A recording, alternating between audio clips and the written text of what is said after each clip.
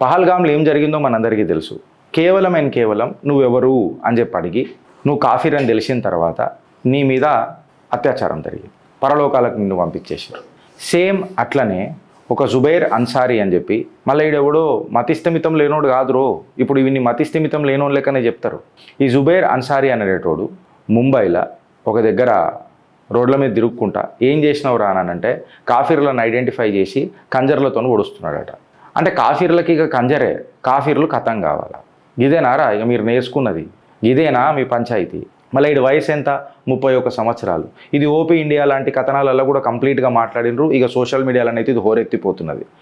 అంటే ఈ ప్యాటర్న్ అర్థం చేసుకోండి. ఇప్పటికైనా నువ్వు జాగృతి కాకపోతే ఓ హిందూ, నీకు సిగ్గు శరం లేకపోతే ఓ హిందూ, నువ్వు ఎందుకు ఈ భూమి మీద బతకవు అన్నట్టు క్లియర్ కట్గా అర్థమవుతుంది. ఎందుకంటే రాజ్యాంగం నీకు సపోర్ట్ చేస్తలేదా? ఐ మీన్ ఇప్పుడు లవ్ అని ఒకటి ఉన్నది, ప్రేమ జీ అని ఒకటి ఉన్నది. ఇది ఈ వర్డ్ రాజ్యాంగంలో లేకపోవచ్చు, నేను ఒప్పుకుంటా. బట్ ఈ ప్యాటర్న్ దేశవ్యాప్తంగా నడుస్తూనే ఉన్నది కదా. ముంబైలో నడిచే, మహారాష్ట్రలో నడిచే, మధ్యప్రదేశ్లో నడిచే, ఏడ నడవలే చెప్పు నువ్వు? కేరళలో నడిచే, కాశ్మీర్లో నడిచే. కాశ్మీర్లోనైతే కంప్లీట్గా నీకు బీభత్సమే అయింది. ఇంత జరుగుతున్నప్పటికీ కూడా మనం ఒకటి రాజ్యాంగంలో ఈ వర్డ్ని పెట్టనీకే మనము సిసకైతున్నాం అని అంటే గడివికని కొట్టేపించుకున్నామా? మనం కొట్టేసినామా మనం ప్రభుత్వాలకు?